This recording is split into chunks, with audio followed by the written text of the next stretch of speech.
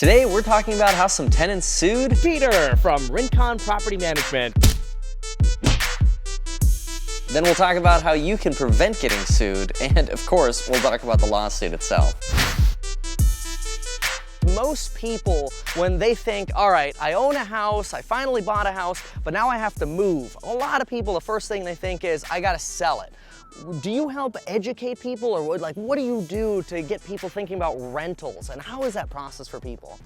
Well, in my opinion, selling is probably one of the worst things you can do. The main reason being, the house is no longer going to appreciate once you sign on the dotted line and somebody else owns it. You're not going to get the cash flow benefits of having it be a rental.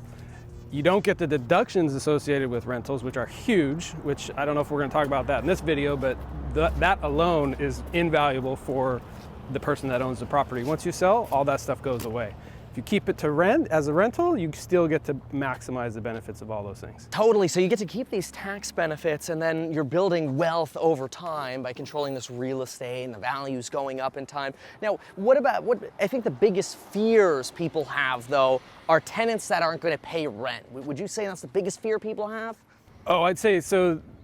The fear that most landlords have is, one, the tenant's not going to pay, two, they're going to destroy their house, take anything of value from it, and then leave. So you're left with a vacant house that's going to take tens of thousands of dollars to get ready to rent again, and then you're going to try it again and hope that the whole thing doesn't start all over again. That's the biggest fear that tenants or that landlords typically have. And I would make the argument that that's not your biggest exposure. Your biggest exposure is if your tenant turns around and files a lawsuit against you.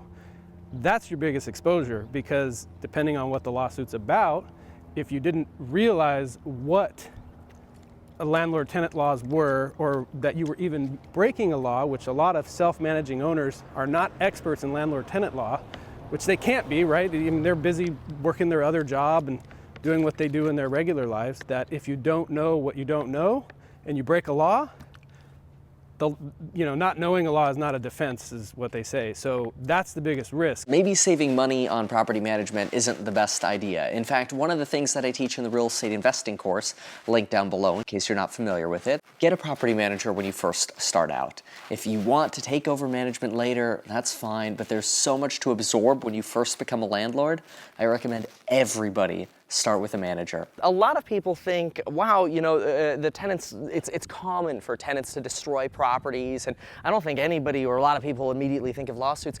Tell me a little bit, how often in your career have you seen tenants just destroy a property and loot everything of value in it? Rare.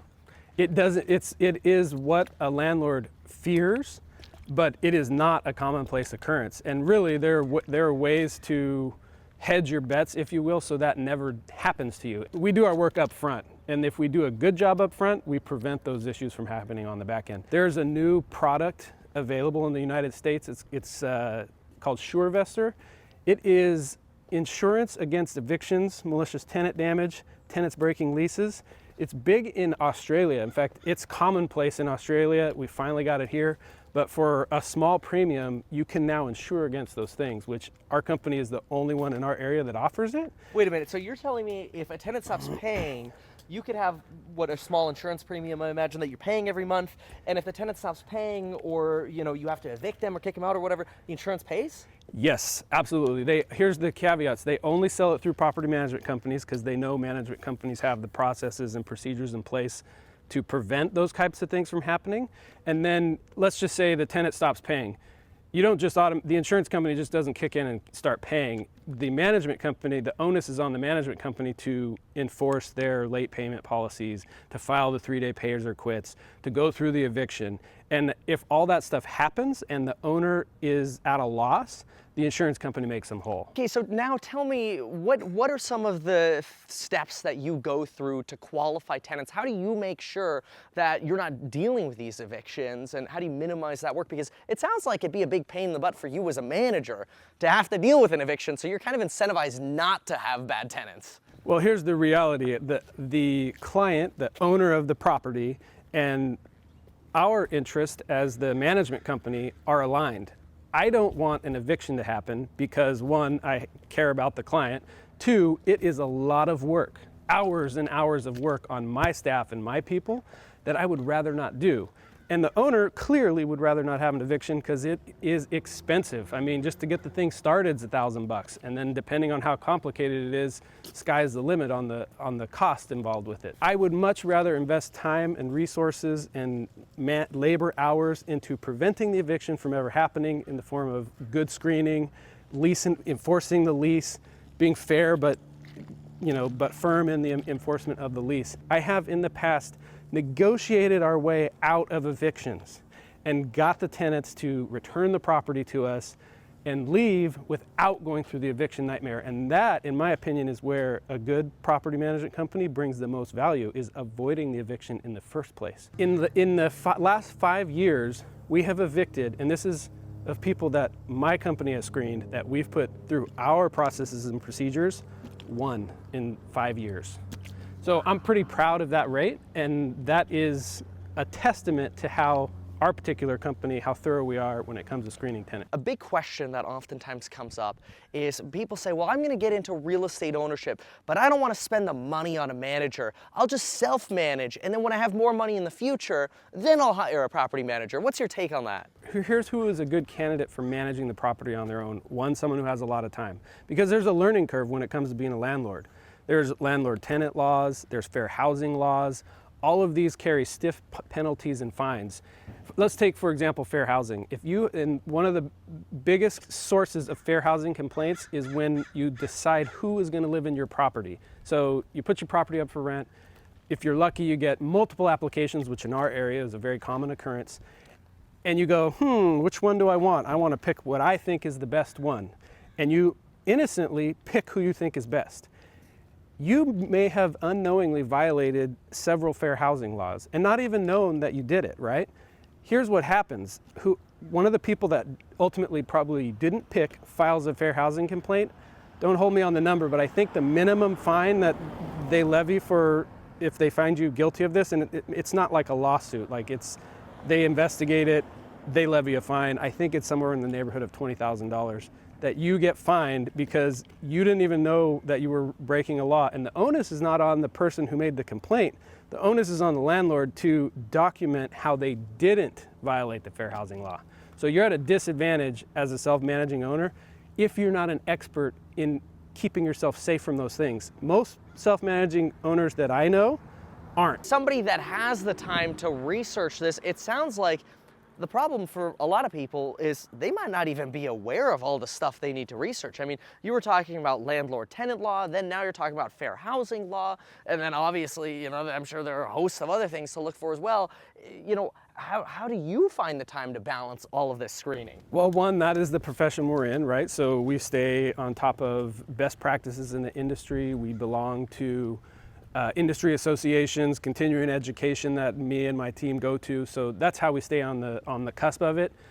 But honestly, even if you were to invest the time before you rented your property out and you put 100 hours into learning all the stuff, guess what? Every year, new laws come out. So not only do you have to learn all the stuff, you gotta stay on top of it. And if you don't stay on top of it, it's no excuse. You're still putting yourself at risk. How much value then would you place on, screening credit compared to just, hey, you know what? The people showed up on time, they dressed nicely, they've, passed the smell check, so to speak, they got the money. How important is actually, going through the hassle of running somebody's credit and doing these kind of background checks?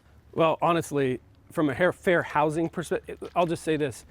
If you're relying on your gut instinct, your smell test, as you will, you are inevitably, unknowingly breaking fair housing laws because there's multiple, I don't remember the number, I think there's 20-some protected classes in California that essentially everybody belongs to a protected class.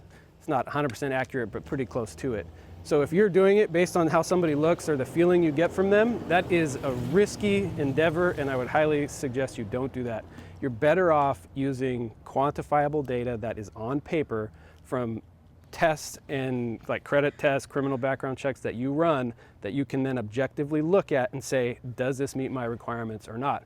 Which brings up another good point. You need to have a written criteria of what qualifies someone to live in your house. If you don't, that's a huge exposure from a fair housing perspective. If you don't have a written policy in place, they'll ding you for that. This is landlord-tenant law, fair housing law.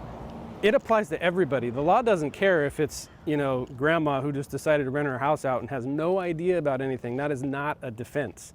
It applies to everybody, which means, yeah, you're at risk. So the easiest, best thing for you to do is to hire a management company. But that in itself is a challenge because you want to make sure you hire the right management company, because there are companies out there that aren't the best companies. And I think everyone has that general impression of property management companies because there's a lot of poor service out there. So how would you find a good property manager? I mean, people are going to watch this from different states and different areas. Obviously here in Ventura County, you're the guy, Peter, at RentCon, but if you move to Seattle, what would you do yourself? Well, I'll tell you what I do, because I own properties out of state, and it's like my nemesis to try to find a good management company, especially when you're in an industry and you're looking for someone. You want them to be as good as you think you are, or you're looking for things that other people don't. Here's the tips I have. The number one thing is online reviews, and everybody says, oh, those are fake, those aren't real. What your personal opinion is about Yelp reviews and how the companies manipulate them doesn't really matter, because the reality is, if the general consensus of online reviews are slanted in one direction, like this company's terrible, they never called me back, that is the experience you're going to have with them. And one of the tricks that management companies say to people who go, hey, I looked at your reviews, they were terrible, everybody hates you, they go, oh, those are tenants. Tenants don't like us because we're hard on them and we take security deposit deductions away from them. That's why those are all bad. Just ignore those. I would make the argument that that is a bigger red flag, because bad reviews is a indication of a structural internal problem of the management company. In my opinion, there's this landlord versus tenant stereotype out there, that the big bad landlord versus the poor little tenant. I personally don't subscribe to that. I like to take care of the tenants, and here's why. Not that I don't take care of the owners, because I absolutely do, but by taking care of the tenants, I'm taking care of the owners, because happy tenants stay longer, happy tenants take better care of the property, happy tenants are better for the landlord. Being heavy-handed and dropping the hammer on them and being aggressive with them is a good way to get somebody to move. And turnover is the enemy of landlords. So what you're saying is happy tenant, happy life. Yeah, perfect. But that's not really a trick. Everybody does that, right? Look at online reviews. We're in an online review culture. But here's one that no one knows about and no one thinks about. And the only reason I know this is because somebody did it to us. Had a client a little over a year ago, or a prospective client. I'm meeting with her at the house. She goes, actually, this is a perfect segue into why we're here for this movie. She goes, tell me about the lawsuit you're involved in. And I looked at her. You up? I looked at her and I go, you looked us up, like you did your research. She goes, yeah, I did my research. And she goes, you know why I called you? She goes, because you only had one pending lawsuit. Oh, only had one? Oh yeah. My gosh. And I go, well, tell me more. I'm very interested in the status of my competitors and their pending lawsuits. She goes, I looked up in the records all the pending lawsuits. You had one. The majority of the big companies in town had multiple lawsuits. Wow. That's a big red flag to me. So my tip is, if you want to dive deep, if you really want to know how good, and caveat here, not unlawful detainers, those are evictions, those don't count. I'm talking about actual complaints filed against landlords and management companies. Which are public record, you can look these up. Public record. Go look, see how many are filed against the management company you're thinking of working with. If there's like 10 or 15 pending, red flag, something's wrong. They are not keeping their clients out of these lawsuits, whether it's their policies and procedures, their interpersonal skills. Who knows what it is? You can't tell just by looking at it, but just by the fact that they have that many lawsuits, big red flag. Now let's talk about the lawsuit. We had a property that we manage, a nice property by the beach, several $1 million. And then understand, this was a vacation home for the family that owned it, so they didn't live in it full time. Anytime a renter moves into a property that someone hasn't lived in for months, it's normal to see a higher workload of maintenance requests. Because no one's living there, no one... Little wear and tear, hey, this is broken, hey, we need this fixed. But that's normal almost any time. That's normal. Right? So we expect to see more in the beginning. Mm-hmm. So we started seeing more, which was normal. But then the number of work orders never went down. It started increasing. So my spidey sense went up. And when my team brought it to me like, hey, we have so many work orders going on here, I looked into it. Oh yeah, absolutely. We have multiple work orders. they're almost all related to water leaks. And I'm like, there's no way that this house has this many water leaks because we do a thorough move-in inspection. But it's not common for people to check behind the refrigerator. And then there was mold back there. Obviously mold. Anytime you're dealing with mold in property management or landlord-tenant law, it is a high-risk endeavor. So, and we already have these tenants that they're just not acting right. They immediately start claiming health hazards to their health. It's causing them all these problems, which is a huge red flag. And if that ever happens to a landlord, you need to take it seriously because you're just on the cusp of having a lawsuit filed against you. Oh, as soon as they say the M word, that is. Like, they say M. I want to say you don't want to be taken advantage of by the tenant because they say mold. But if they say mold and then they're accompanying it with claims of health, you have an obligation to deal with it. And it's going to be your responsibility to essentially prove that there was no risk to their health. They do the mold testing, they, remediate the issue, make sure that the actual leak is fixed, which the leak itself is probably like a $5 fix. But now you got to remediate this mold issue. So this is why you use the remediation company, because they also are in a high-risk business. Most of their work is related to insurance claims and lawsuits. So they document properly, they use nationwide accepted best practices for dealing with mold and asbestos and water damage and that kind of thing. And they are basically who's gonna keep you compliant. And when they're done, you then have documentation that you can show to the tenant or the judge in our case and say, look, we did it all right, here's the proof. You need to do a mold test before, a mold test after, an asbestos test, all the things on an older house anyway, you need to get done. If you don't do them, then you have no way to defend yourself and you have no way to prove that what they're saying is not true. And in California, where the laws are slanted towards the tenant, that's not a position that you want to be in. We start documenting everything. They get very nasty, for lack of a better word. They were aggressive. They even, quasi-threatened some of my employees. They started delaying the project. And what I mean by that is they wouldn't let the contractor in to do the job. Or we have, family in town, or I'm not feeling well, and they were delaying project like a week at a time. In hindsight, they were doing that on purpose so they could increase their alleged exposure to the problems, right? Wow, well, how come you guys didn't just get them out, go in a hotel for a week and let us go in there and deal with it? We tried. Oh no, okay. We offered, once I knew there was a problem, we offered to let them out of the lease. Yeah. Return their security deposit. Get out. Yeah. Return the security deposit in full. Yeah. They weren't interested in any of it because in hindsight, they were working. They were doing what they do best. They're what I call a professional tenant. And they're trying to screw you, is what they absolutely knew exactly what they were doing. After months of the tenants playing games, guy knocks on my door and serves us with a lawsuit. No. Yeah. Oh no. So from them, obviously. From them. Well, the owner is in the process of selling the house. While he's selling it, no. Yeah, so that screws up the sale. The sale. So then what can somebody do to protect themselves and their property manager? We properly we make sure that our clients put a landlord policy in place for this type of a thing. Because if you're living in your house as a homeowner, you don't have coverage that against exposures that you have as a landlord. This is the regular landlord insurance Yes, policy, so not that SureVestor thing. No. You wish you had that on this one. Yeah. Yeah.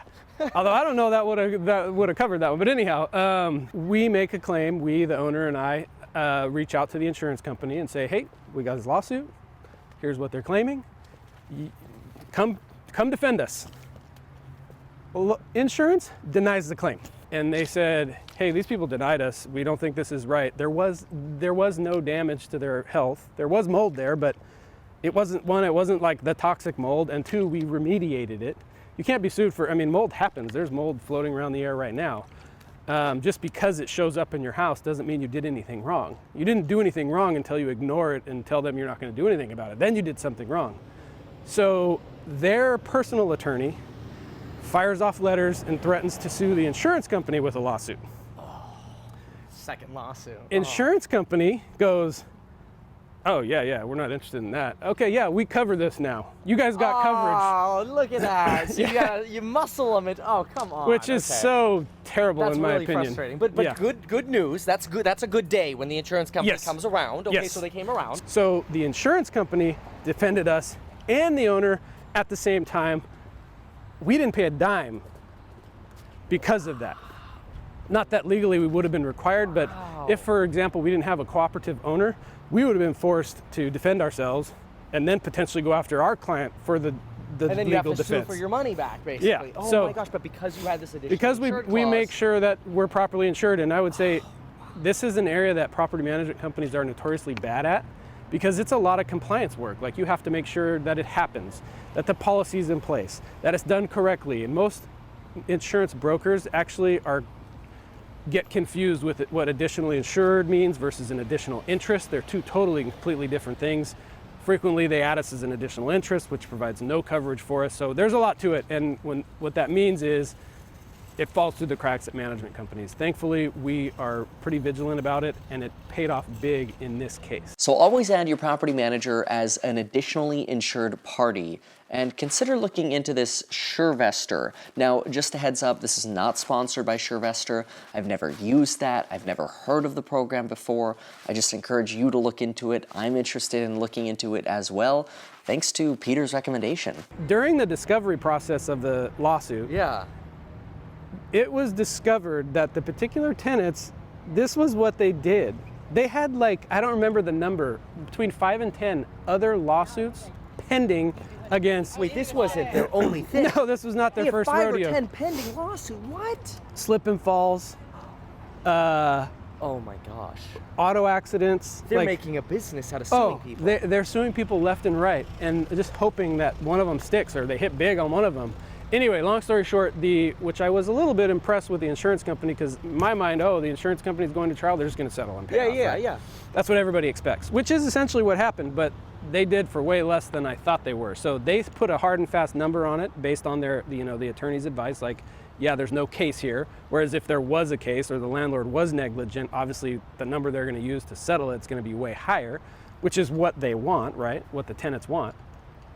It was a very low number, and ultimately they took it in, and it settled for 4 to low 5 figures. Wow. And it went away, and the whole thing went by. No money and out of we your win. pocket, no money out of the seller's pocket, Nope. the buyer's pocket. Everybody's good. Insurance came through. Right, but what should you do in the meantime? Once you identify that something's not right, that you may have that going on, you need professional help. If you're a self-managing landlord, I would say hire a management company, but no management company in their right mind would take you, because you're already in the middle of a potential lawsuit. At that point, exactly.